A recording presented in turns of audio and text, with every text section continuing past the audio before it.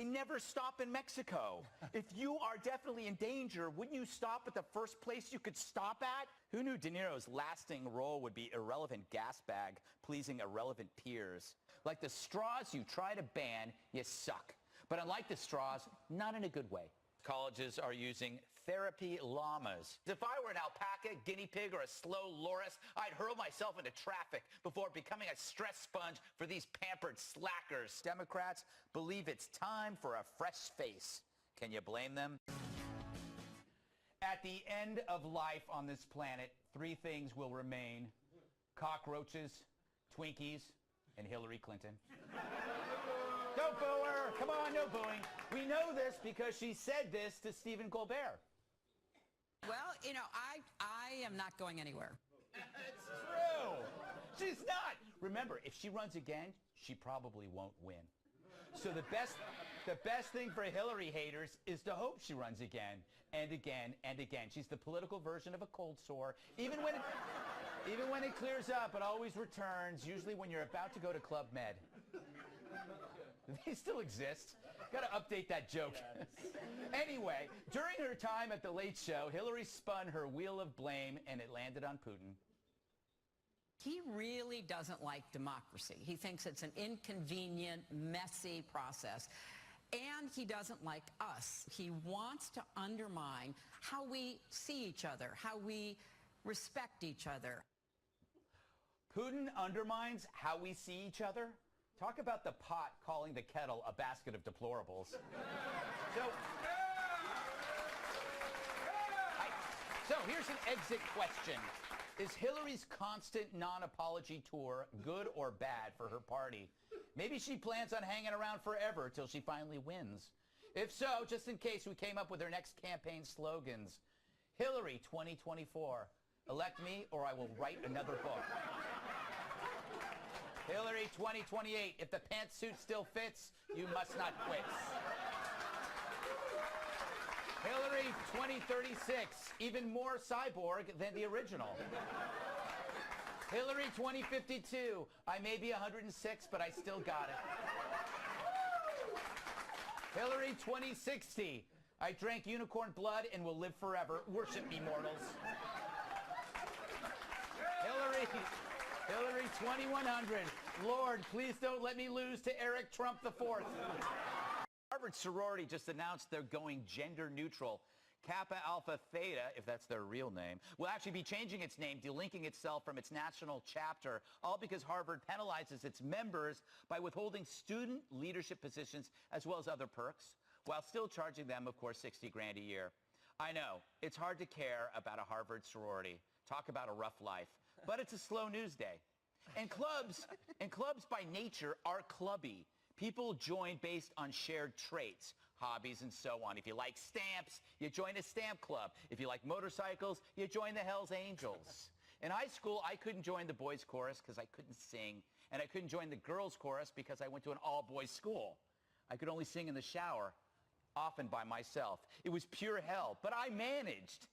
But the irony of forcing inclusivity on clubs is that inevitably clubs go away. It's not worth the trouble. Society's now in a gender panic where it's scandalous to say that boys and girls are different and that they like different things. I've yet to run into a single male who likes Maroon 5. She will be loved. She will be loved. I think you see my point there. And so, social circles will likely fold to pressure from self-serious college administrators. Maybe that's why everyone prefers to live on social media, for maybe it more closely resembles real life with friends, enemies, insults, jokes, insights, and genius. And it's $60,000 a year cheaper. Wednesday, the New York Times ran an anonymous op-ed by a White House official trashing Donald Trump. Forget this, being Donald Trump. Yes, apparently he's a tough old boss. I'd say stop the presses, but Brian Stelter might accuse me of actually demanding the paper be closed. The guy takes everything literally. You tell him a knock-knock joke, and he looks for the door. So a lot of people want to know who Captain Anonymous is. So far, the people denying it's them are Mike Pence, Mike Pompeo, Mike Brady, Dan Coates, James Mattis, Flipper, Rick Perry, Ben Carson, Herbie the Love Bug, Gina Haspel, Kellyanne Conway, and Crackle from Snap, Crackle, and Pop. But the big scoop this week, some employees just don't like their boss. Yep, this is Pulitzer stuff. A boss known for being inquisitive and blunt is exposed as inquisitive and blunt. I know, it's terrible. He's rude. He doesn't say hi in the hallways. He once forgot my birthday. Yep, no giant chocolate chip cookie cake for me. But what really kills me, it's so obvious this dreck was written by a pissed off flunky. The assistant to the assistant regional manager. If you worked in an office, you know what I'm talking about. He's the guy who won't do the job he's asked to do, and his boss is pissed. And he should be pissed, you dumbass. How odd is it that Woodward's book and this piece appeared at the same time? Perhaps they're all from the same source.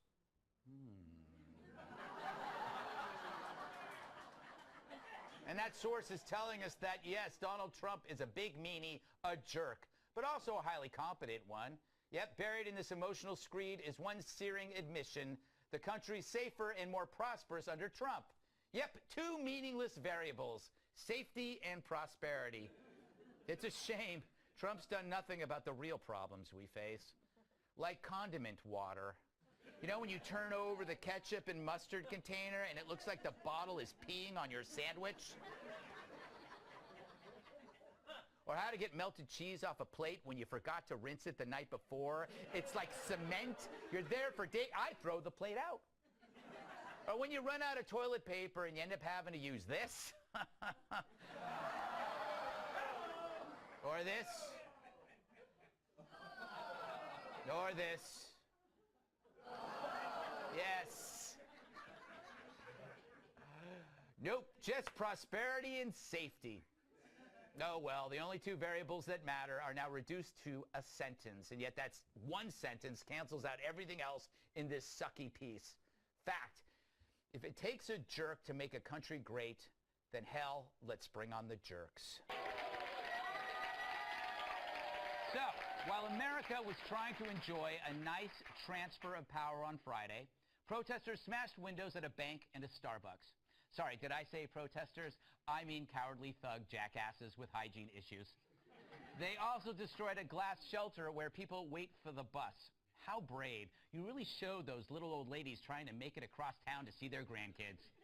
What's next? Loot a rest home? And so every violent act helps the Trump re-election campaign.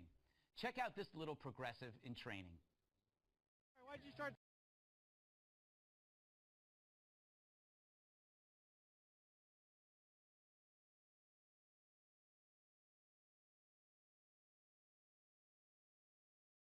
Felt like it and because I'm just saying screw our president. Isn't he adorable? I'm sure his parents are proud when they make bail. But maybe that runt actually works for Trump. I think he just created more Republicans. The media complains about Trump being scary. His words are nothing compared to the violence, this violence that never occurred after inaugurations of Democrats. It seems like only one side engages in this stuff. As for the nonviolent protesters, and there were tons, I get it. You're upset. Your choice didn't win. You've made that clear. Introduced for the first time ever anywhere the 45th President of the United States of America, Donald J. Trump. We've all been there. Let it out. Let it out.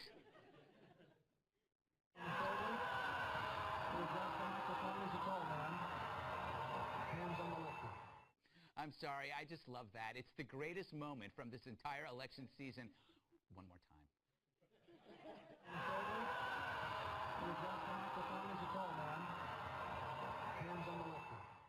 Here's the deal. Some of us felt that way 4 years ago. We didn't show it, but it's good to be seen and heard now and again. Check out this elderly activist. Come on, girls. Do you believe in love? Because I got something to say about it. And it goes a little something like this. Don't go for the acting best. that's amazing. If you can recognize, that was Madonna at the Women's March in D.C., where she also said this. Yes, I am outraged. Yes, I have thought an awful lot about blowing up the White House. She felt like blowing up the White House.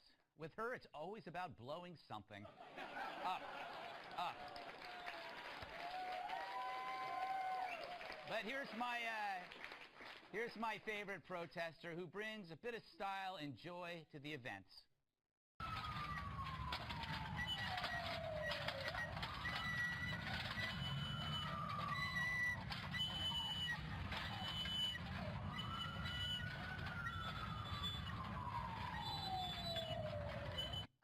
It's good to see Keith Olbermann getting out more.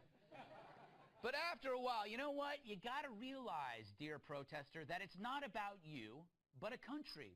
Despite the outcome that you might despise, you might hate, you gotta accept that the process is still the greatest one on earth. Or far better than anything this person could come up with.